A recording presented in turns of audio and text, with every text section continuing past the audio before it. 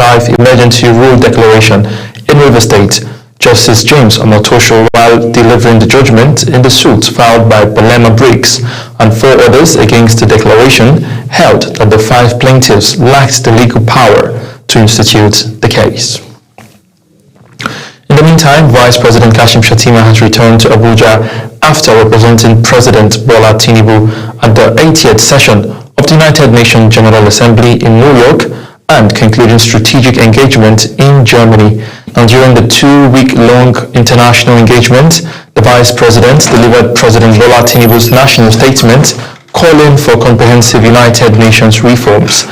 He also championed Africa's sovereignty over its $700 billion mineral resources and strategic partnership with the United Kingdom, Gates Foundation, and other international stakeholders. Let's now head to Benue State, where the state government has announced the commencement of more infrastructural projects in the coming days, including an underpass in Otupo. Governor Hyacinth Alia stated this at the Government House during his Benue State broadcast to the people on the occasion of Nigeria's 65th independence anniversary. Benue State correspondent Felicity Nderi has details.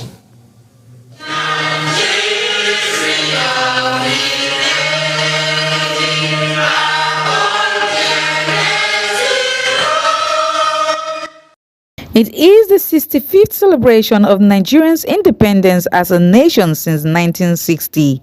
In Benue State, Governor Hyacinth Alia describes the day as both a celebration and a solemn moment of reflection, urging citizens to draw inspiration from the sacrifices of Nigerians' founding fathers and fallen heroes who defended the nation's sovereignty. The governor reaffirmed his administration's determination to sustain reforms, deepen infrastructural renewal, and expand economic opportunities for the people of Benue State as the nation clocks 65 years of independence. We know the journey is not over yet. Our future calls for more, and we are ready.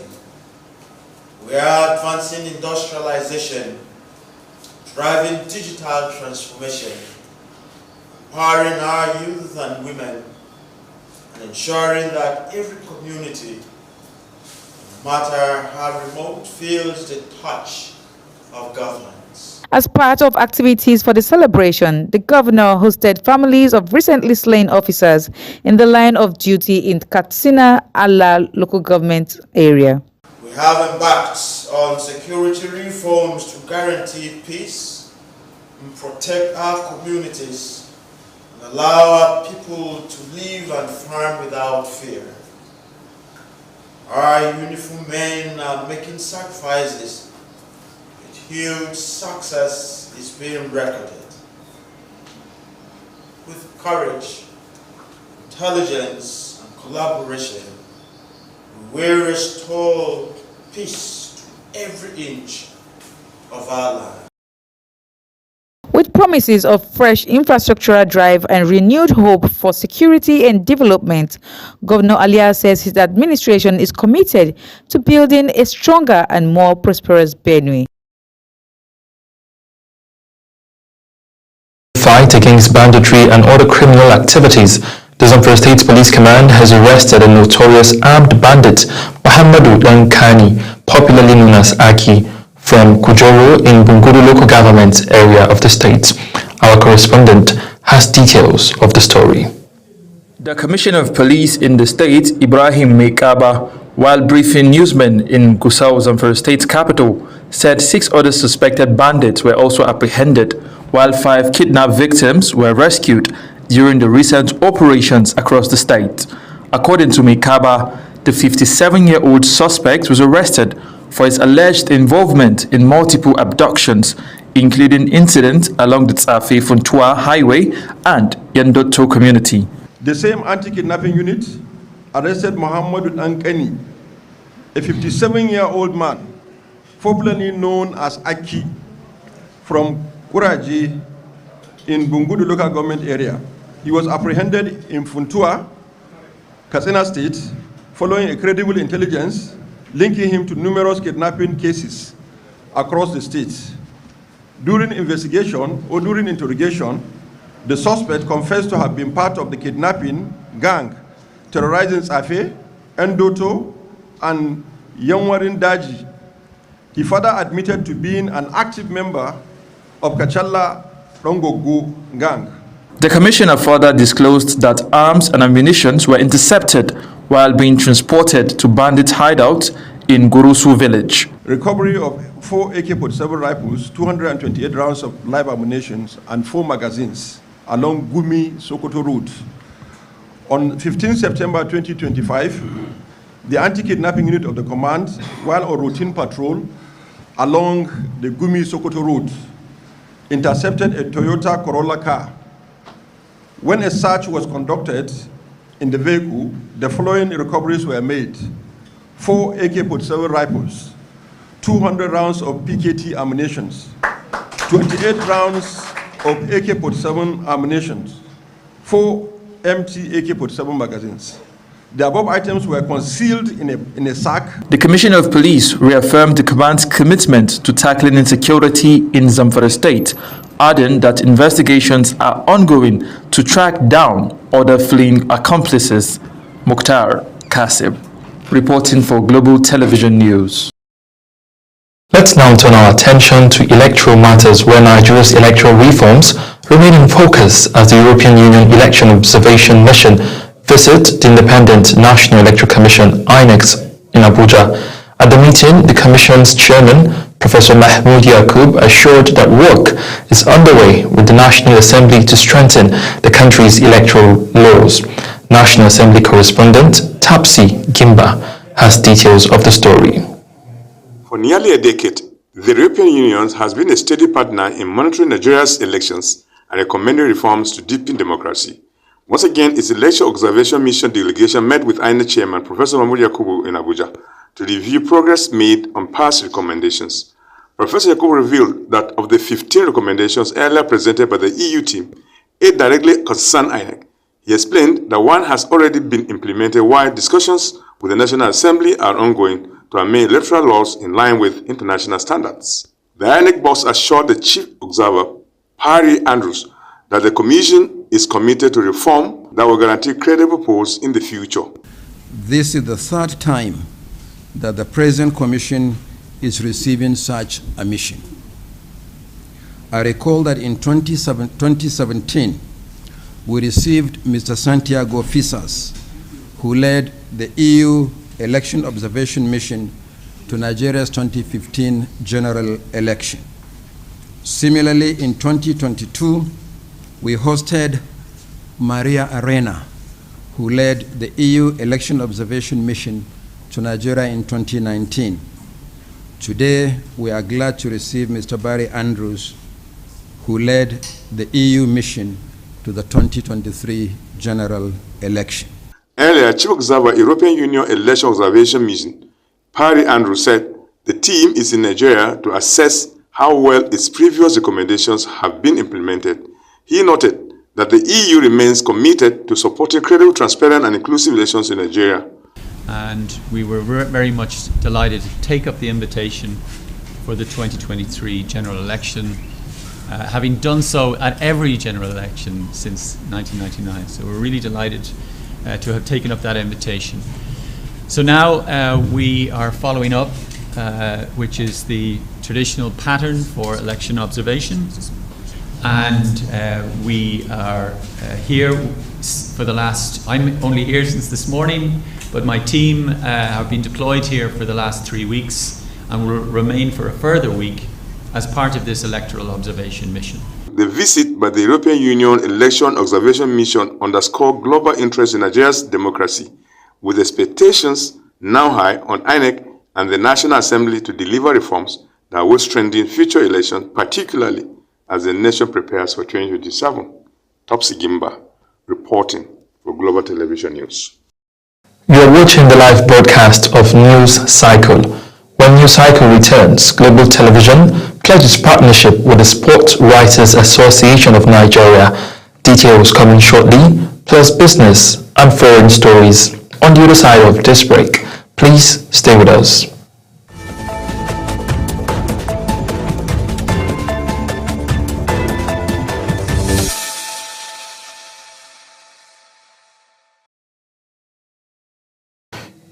back from that break. If you're just tuning in, this is the live broadcast of News Cycle on Global Television, coming to you live from the nation's capital, Abuja. And now to business news, where the Central Bank of Nigeria, CBN, says Nigeria's current account surplus has climbed to $5.28 billion in the second quarter of 2025, up from $2.85 billion in the first quarter. The regulatory bank linked the rise to stronger foreign exchange inflows, external sector resilience, and improved monetary stability. Still talking business, in the face of evolving global and domestic security threats, the Nigerian Navy says it is determined to harness emerging technologies to boost its operational efficiency and strengthen the nation's maritime security. The Chief of Naval Staff, Vice Admiral Emmanuel Ogala, made this known at a seminar themed Utilizing Emerging Technology for Enhanced Operational Efficiency held in Abuja. Anita Patrick has details. Chief of Naval Staff, Vice Admiral Emmanuel Ogala, who was represented by the Chief of Communication and Information Technology, Rear Admiral Hamza Koje, noted that with maritime threats ranging from piracy and illegal bunkering to smuggling and sea robbery, there is need for the service to stay ahead of adversaries who are increasingly using modern technologies such as unmanned platforms, encrypted communications, and advanced navigation systems. The Chief of Naval Staff maintained that superiority at the sea will no longer be won by numbers alone, but by intelligence, innovation, and technological sophistication. As we leverage emerging technologies to enhance our operational effectiveness, we must also align these advancements with the welfare of our personnel, ensuring that they are not only well equipped, but also adequately supported to meet the demands of the 21st century naval operations. From artificial intelligence and big data analytics to satellite surveillance systems and cyber warfare capabilities, the seminar underscored the need for Nigeria to become not just a consumer, but a creator of technology. The guest lecturer, Air Vice Marshal Osichinaka Ubadike, stressed the importance of local research and development, calling for indigenous production of mission-critical equipment such as radars, drones, and navigation systems. I'm told to say that the integration of UAV into Nigerian Navy doctrine is no more something of the future, but a strategic imperative towards securing our maritime domain and projecting naval power with agility, efficiency, and precision. As the Nigerian Navy charts its course towards a more technologically empowered future, stakeholders say the seminar must go beyond discussions, serving as a compass for innovation, self-reliance, and enhanced maritime dominance. Anita Patrick, reporting for Global TV. And now to news making rounds on the international scene, where the Interior Ministry in Morocco says more than 400 people have been arrested and nearly 300 injured during protests in demanding reforms in public health and education sectors. Unauthorized demonstrations were held for the fourth consecutive day at the call of the Gen Z 212 group, a recently formed Discord-based collective whose organizers remain unknown. Ministry spokesman Rashid El-Khalfi said the clashes involved protesters using knives, Molotov cocktails, and stones. Away from Africa to Europe, where Belgian Prime Minister Bart de Wever has demanded guarantees from the European Union leaders that they would share the risk on a plan to use Russian frozen assets to fund a €140 billion loan for Ukraine. The 27-nation bloc has frozen some €200 billion in Russian central bank assets, with the vast majority held by the International Deposit Organization Euroclear in Belgium. Uyi Agbomofuigwe gives us details. In a bid to find a resolution, the European Commission has proposed a complex scheme to unlock some €140 billion that he says would not touch sovereign Russian assets. Under the plan, discussed briefly by leaders this week, the EU would borrow funds from Euroclear that have matured into cash. The weaver said the head of Euroclear already lives under close protection, stating that the proposed move is of a risky nature. I already hear from Moscow, if you touch my money, you will feel the consequences until eternity. That's a long time, eternity. I think also this is Russian for we might send you to eternity. Proponents say doing more to tap into Russia's assets is needed to help Ukraine plug budget shortfalls, and that Moscow, not European taxpayers, should ultimately foot the bill. Uyi Agbomofwegbe, reporting for Global TV News. Where in the spirit of Nigeria's independence celebration, football pitch has come alive as the T-Pomti FC takes on Rivaldo FC in a thrilling novelty match encounter designed not just to entertain, but to unite. Our sports correspondent, Samuel Odi, reports. The Novelet March is more than just sport. It's a symbol of national pride, unity, and unbreakable Nigerian spirit. Chief organizer of the Independence March, Akintayo Aderagbe, says the Novelet March goes beyond the goals as the march ended on a goalless draw, describing it as a celebration of our diversity and togetherness. I'm telling our youth, and I'm trying to preach to our youth that it's not either you are from who that will not deter you from being a great man you need to be in life. That is why you are saying, I'm letting them know that is why I bring the stars to them to see that wherever they are, they can make anything happen. And Nigeria will surely be great. And this our country is ours, and it surely be great, better than this. At the event, with special appearances from two Nigerian football legends, Nwankwo Kanu and Obafemi Martins, who tracked up both teams to thunderous applauses, their presence served as a reminder of the golden era of Nigerian football and the inspiration that they continue to provide for young talents across the country. You have to have big heart like him and to give back and to make sure that others will feel it. And as you said, this is not London, this is Lugbe, and we have to be anywhere that good thing is going, we are there. Obafemi Martins, who played for T-Pumping, added that the match showcased Nigerians' unity and resilience. But this is about Nigerians, this is about the youth, this is about, sport lovers as well. So there's no way I can hesitate that not to show up for him because, he's doing a great job, for Nigeria. The Novelet Independence March will be remembered not just for the goals scored, but for the spirit of unity and patriotism it represents. Samuel Odi for Global Television News. Sports Writers Association of Nigeria, SWAN, has paid a courtesy visit to Global Television in Abuja as part of activities marking the association's 60th anniversary celebration. Samuel Odi has details.